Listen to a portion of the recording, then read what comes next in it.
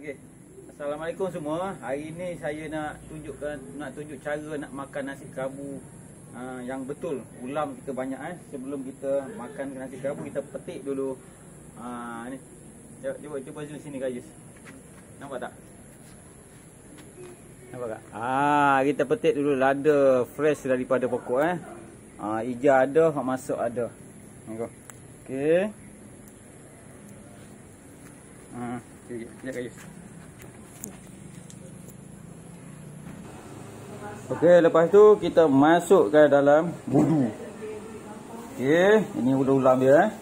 Ini bayam Brazil. Okey.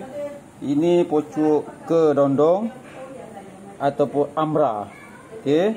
Ini pucuk mata itik. Okey. Ini ulam raja. Ini pucuk terai. Pucuk terai. Okey, ataupun gajus. Okey, ni nasi kerabu. Okey. Sekian, terima kasih. Oh, tinggal so lagi. Ni pucuk lemuk keteh ni. Ni lemuk keteh.